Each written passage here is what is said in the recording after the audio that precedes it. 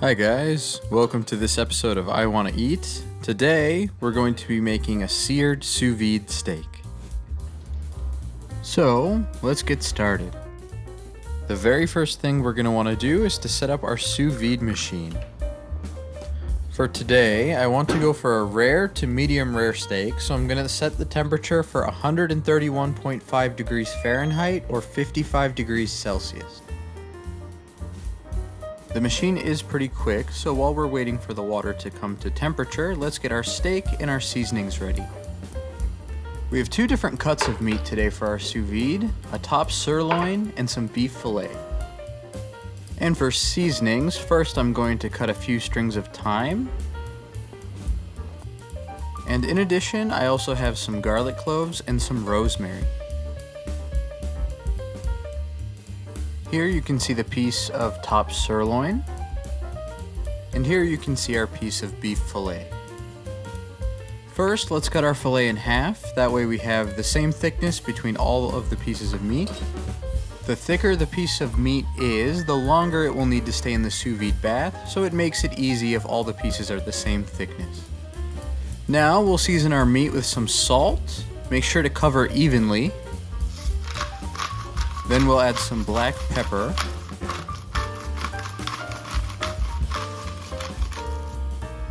And then lastly, some garlic powder. Then make sure to pat the seasonings into the meat. And make sure to season both sides.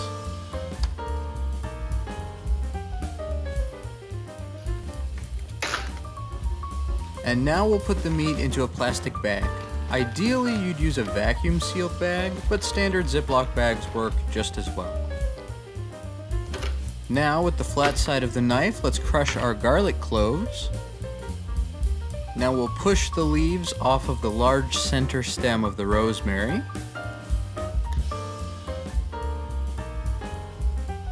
And we'll just cut our thyme in half. There's no need for precise measurement of these herbs, but just make sure you have enough that you can spread them out evenly over the meat that's in the bag. Then put the garlic and herbs directly onto the meat. Try to make sure the herbs are equally distributed over the steak, that way each piece of meat will absorb the flavor from them evenly.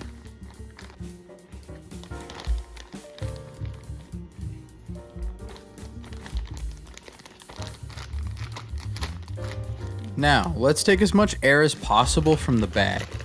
Fold the bag over and press to remove any excess air, and then make sure to close the seal completely at the top.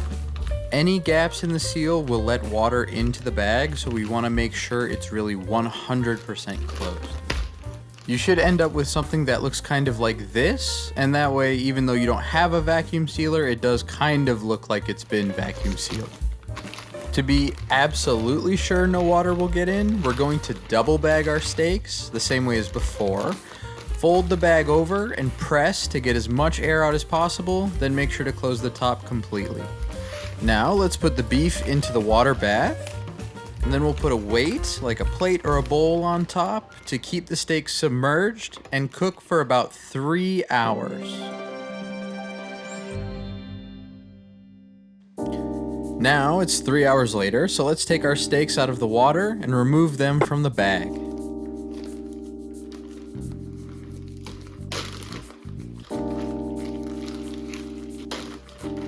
At this stage, the entire steak is going to be cooked through to medium rare, so they're very soft and they're already almost wanting to fall apart. It's falling apart.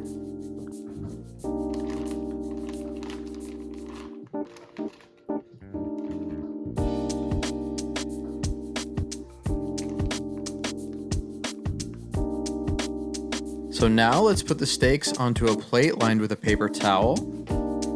And we'll want to reserve the cooking liquid from the bag. We'll be using this a little later to make a sauce.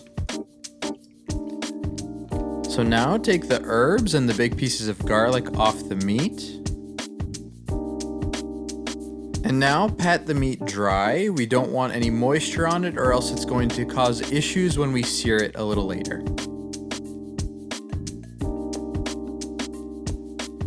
For a side to go with our steaks, we're going to be making some very quick crushed potatoes. We're going to wrap the potatoes in some plastic wrap.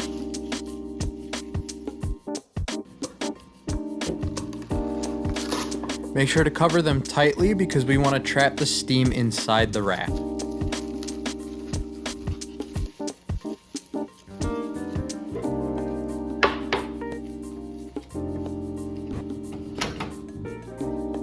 Put the potatoes on a plate and then we're going to microwave them for 7 minutes. While the potatoes are cooking, we'll chop some green onion thinly.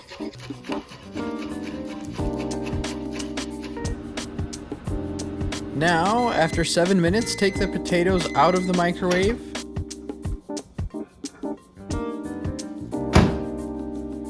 And then poke them with a skewer to make sure that they're cooked through.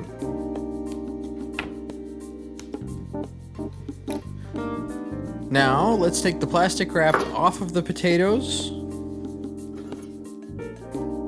They are very hot, so watch out for steam burns.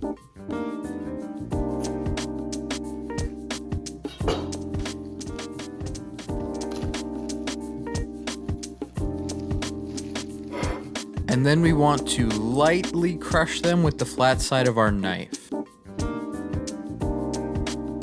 Don't push too hard while doing this. We want to push just hard enough that we feel the skin start to split open. Then set the potatoes aside on a plate. We're going to be cooking them a little bit more just after the steak. Now put some oil in a pan and heat until the oil begins to smoke. Now we'll put our steak into the pan and we're going to keep cooking until it develops a nice crust. Remember, our steaks are already cooked through in the sous vide process, so we're only trying to brown the outside of the meat. We're not trying to cook it anymore. And just make sure to sear every side of your steak.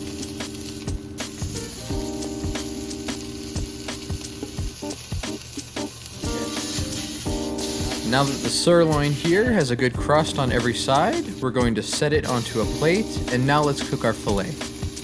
Again, remember the steaks are already cooked through medium rare, so once you get a crust, that's all we need. Don't forget to get a good sear on the edges either.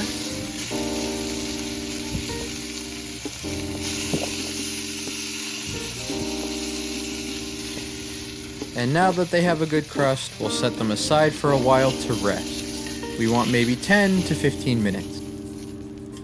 Now that the meat is done, let's replace the oil in the pan. Get the oil hot again, just until it's smoking.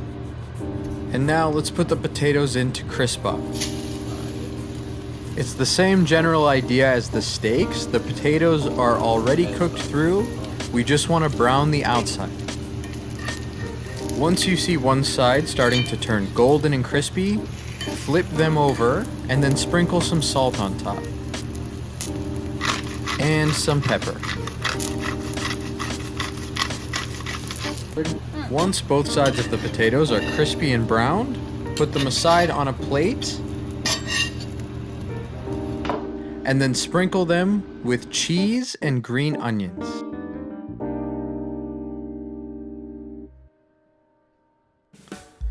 Now, cooking the potatoes has given the steak time to rest. It's rested enough now, so let's slice it. You can see here that the entire inside of our steak is cooked evenly to a medium rare. The technique we used is called reverse searing. That's because normally you'd sear a steak first and then finish it in an oven. Here, we've cooked the steak to medium rare first and then finished it by searing, hence reverse sear.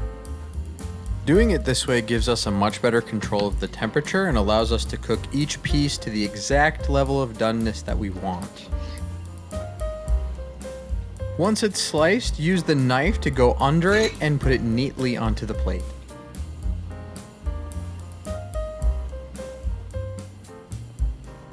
And I want both plates to have some filet and some sirloin, so let's slice the sirloin now too.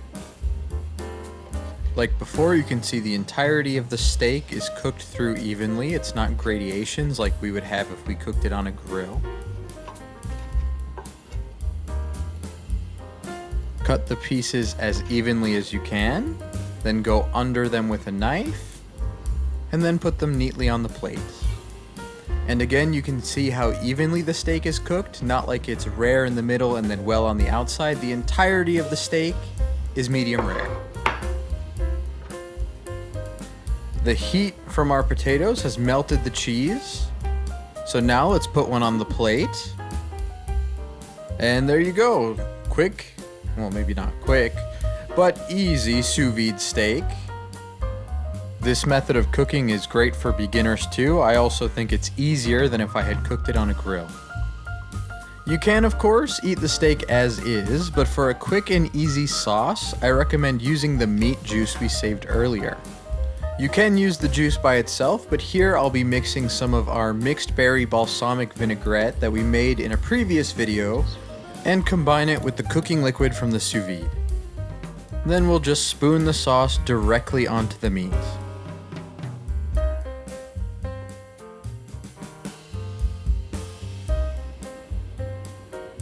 And done! A relatively easy and delicious sous vide steak that you can make at home with no trouble whatsoever. Thank you everyone so much for watching this episode of I Wanna Eat. If you found yourself enjoying this video, please remember to like, subscribe, and comment what recipe you'd like to see next. We're a new YouTube channel and we upload weekly, so it really helps us out. Thank you.